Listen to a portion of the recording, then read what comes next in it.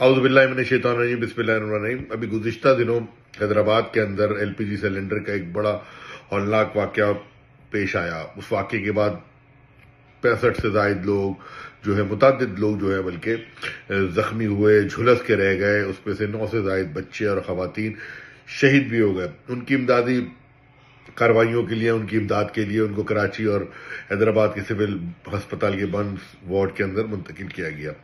انتظامیہ کی ہمیشہ کی طرح وہی مجرمانہ غفلت رہی اور وقت پر نہ کسی کو نہ فائر بریگیڈ آئی اور نہ وقت پہ ان کو طبی سہولیات ملی۔ اس موقع پر بانی قائد طریق الطاف حسین بھائی کے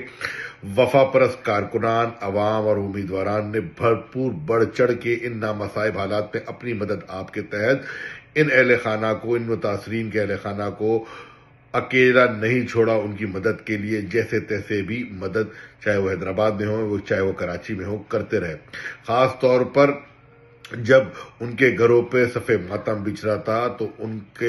ان کو وہاں پر ان کے ساتھ تعزیت کی، ان کے ساتھ کھڑے رہے، اور جس شدید قسم کی گرمی تھی، اس گرمی کے اندر ان متاثرین کے اہل خانہ کو پانی ہو یا پنکھے ہوں، جو بھی انتظامات ہو، جو بھی کر سکتے تھے، الطاف بھائی کی ہدایت پہ ان کے وفا پرست کارکنان عوام نے کیا۔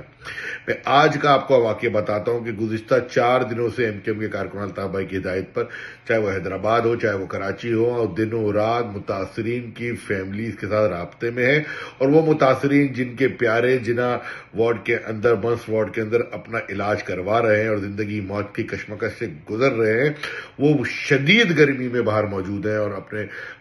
اپنے پیاروں کی صحت یابی کے لیے دعا گو ہیں، اور ان کے ساتھ ہزاروں لوگ ان کے ساتھ ہم اظہار ہمدردی کرنے آ رہے ہیں۔ اس موقع پہ جب کراچی حیدرآباد میں شدید گرمی اور حبس کا عالم تھا، تو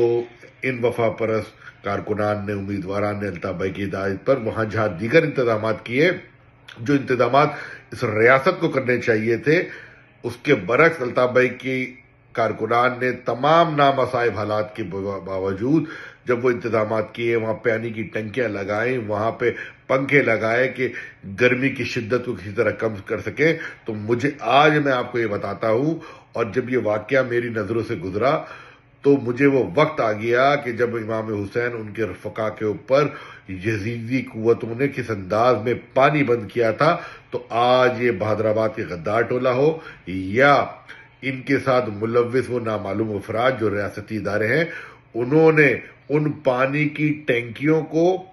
جو ان متاثرین کے اہل خانہ کے لیے وہاں رکھی گئیں، وہ پنکھے جو الطاف بھائی کی طرف سے رکھے گئے،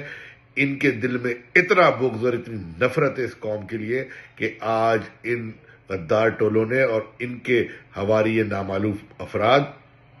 اور یہ ریاستی ادارے،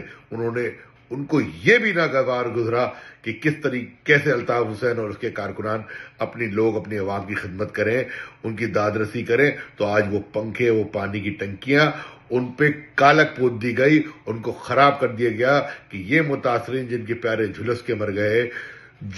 جن کے پیارے آج جھلسنے کے بعد زندگی موت کی کشمکش کر رہے ہیں، وہ بھوک پیاس میں گرمی میں باہر بیٹھے ہیں، کہ الطاف حسین کا ایک جرم اور ثابت ہوا کہ کس طریقے سے الطاف حسین کے کارکنان نے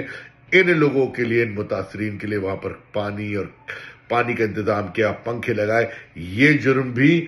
الطاف حسین کے کھاتے میں ڈالا گیا، اور ان پانی کی ٹنکیوں کو، ان یزیدی قوتوں نے ان پانی کی ٹنکیوں کو یا اس کے علاوہ وہاں پر موجود جو پنکھے تھے ان کو بھی وہاں سے ہٹا دیا۔ یہ ان کا اس ریاست اور یہ غداروں کا مکروہ بدنما چہرہ میں آپ عوام کے سامنے رکھنا چاہتا تھا، اور یہ چاہے جتنے مظالم کر لیں، ظلم کر لیں، نہ یہ الطاف حسین کی محبت کسی کے دل سے نکال سکتے ہیں، نہ الطاف حسین بھائی